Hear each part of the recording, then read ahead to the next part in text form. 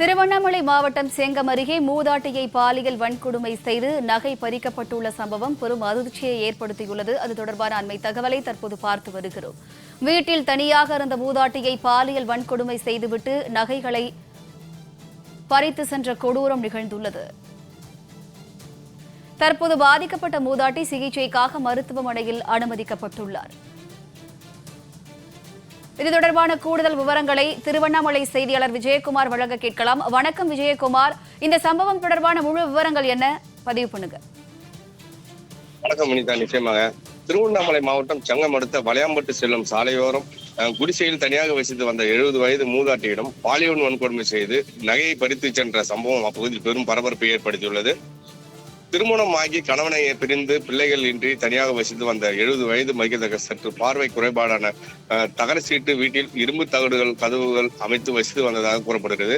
இந்நிலையில் நேற்று முன்தினம் இரவு சுமார் 8 மணி அளவில் வீட்டின் வெளிப்புறத்திற்கு இயற்கை உபாதை கைப்பு சென்றுவிட்டு மீண்டும் குடியிருப்புக்கு சென்ற போது ஏற்கனவே வீட்டிற்குள் பதுங்கி இருந்த அடையாளம் தெரியாத நபர் திடீரென அவரை மிரட்டியதாக தெரிகிறது. அந்த நபர் கூச்சலிட்டால் கொன்று விடுவேன் என மிரட்டி வாயை மூடியபடி அவர் அணிந்திருந்த நகைகளை குறித்து கேட்டதாக கூறப்படுகிறது. இதையடுத்து கழுத்தில் அணிந்திருந்த 1/2 பவுன் தங்கச்சாலி, மாங்கல்ய கயிற்றுடன் இருந்த 2 குண்டுகள் மற்றும் காதில் அணிந்திருந்த தோடுகள் பறித்து கொண்டதுடன் மூதாட்டியிடம் பாலியல் வன்கொடுமை செய்துவிட்டு அங்கிருந்து தப்பிச் சென்றதாக கூறப்படுகிறது.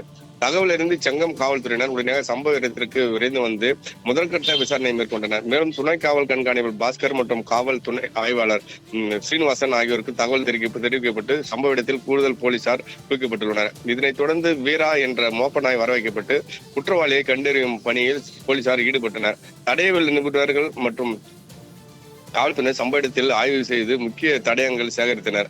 மாவட்ட காவல் தனிப்பிரிவு அலுவலர் கார்த்தியும் நேரில் ஆய்வு சென்று மேற்கொண்டு வருகிறார். மேலும் திருப்பத்தூர் மாவட்ட காவல் கண்காணிப்பாளர் சௌமியா தேவி சம்பவ இடத்திற்கு நேரில் வந்து விசாரணை நடத்தி குற்றவாளிகளை விரைவில் கைது செய்ய போலீசாருக்கு தீவிர உத்தரவு பிறப்பித்ததாக கூறப்படுகிறது. இதற்கிடையில் பாதிக்கப்பட்ட 70 வயது மூதாட்டி செங்கம் அரசு தலைமை மருத்துவமனையில் முதலுதவி சிகிச்சை அளிக்கப்பட்டு மேல் சிகிச்சையாக திருவண்ணாமலை அரசு மருத்துவக் கல்லூரி மருத்துவமனைக்கு அனுப்பி வைக்கப்பட்டு தீவிர சிகிச்சை பிரிவில் அனுப்பி வைக்கப்பட்டுள்ளனர்.